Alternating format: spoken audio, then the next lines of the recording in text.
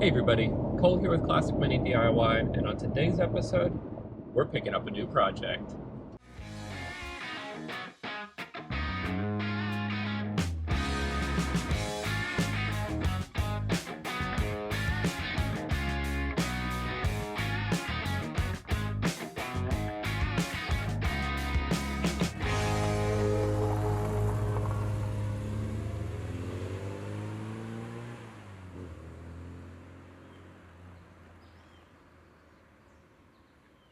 Welcome to the next episode of Classic Mini DIY, and in today's episode, we are somewhere different, obviously. We're in my car.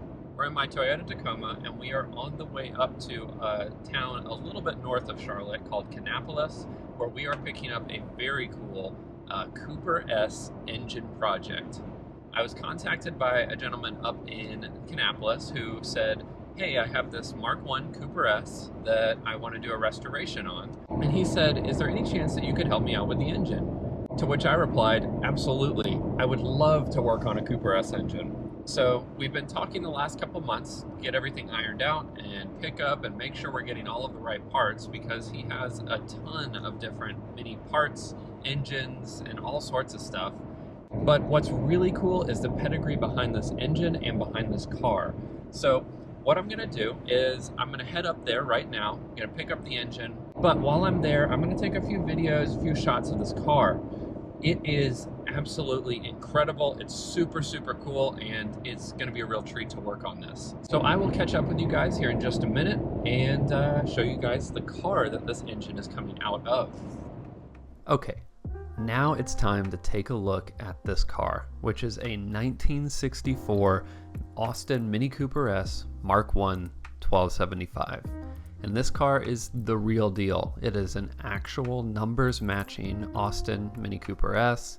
It has the engine matching number, chassis number, everything is parts matching, which is really, really cool.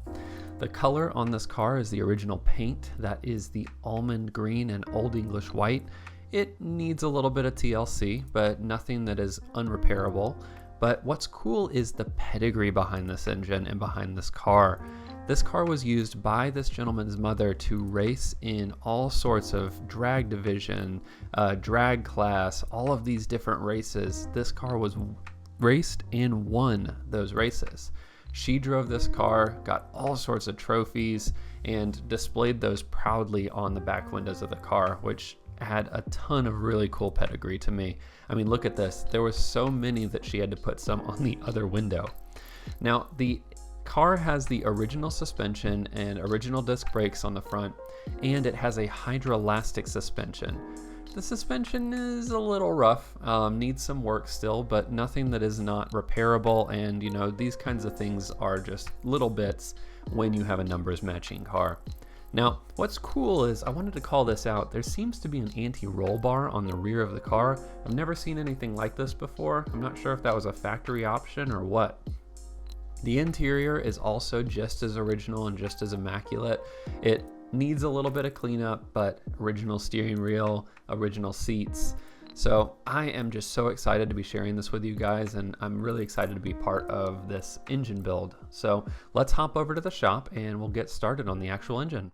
All right, so how cool is that story? This engine, or that engine over there, has been through a ton. And the car that goes with these engines is just, man, one of the best things about big projects like this are the stories and the, pedigree behind the project.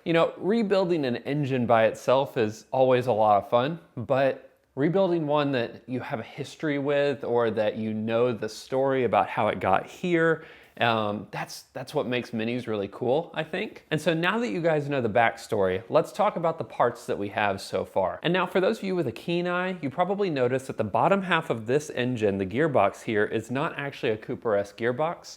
This is from an MG or an Austin America, something like that. But the block and the head are from the original Cooper S engine. Off to the side here, I've also got a Cooper S block, another one of the Cooper S blocks, the 1275 block.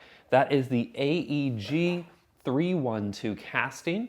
And then I have a 3 synchro gearbox, And then what we both think is the original gearbox, a 3-synchro with the correct output and the correct remote shift housing. Those are probably going to be the gearbox that we're going to build up and put back on this car. What we're going to be doing is trying to make this as period correct as possible. These kinds of things, it's important to take your time and to really get all of the details right, because when you do, you really end up with an incredible end project and an end product. Now, we are probably going to be getting more parts kind of off and on throughout the next couple months to get this all built up. And depending on how hard it is to find some of these original parts, we may have to, it might take a little while. But to start off, it's pretty straightforward. We want to take this gearbox off and we want to take this apart so we can really inspect this cylinder head. Although we do have a second cylinder head, we want to inspect this one. We want to check everything up here. As you can see, it's super grimy, super dirty, so we're going to want to clean that up. And hopefully there's no damage to the block, and even more hopeful, neither of the blocks and neither of the heads have any damage, and then maybe we can even build up 2 of these engines, which would be pretty cool.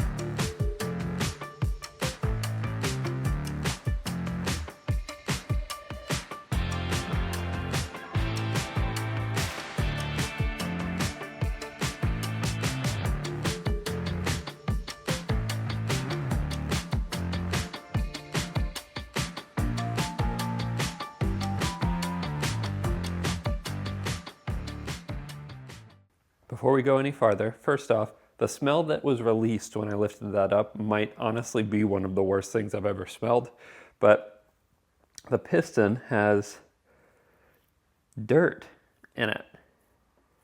It's literally just dirt. I thought it was rust, but it's not. How strange. Very peculiar. Anyway, head gasket actually looks good. Should have just run it.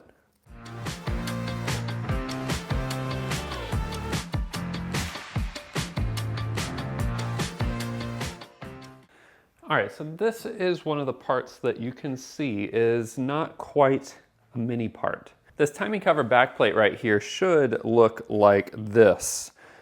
So you have your timing cover plate that's on the other side.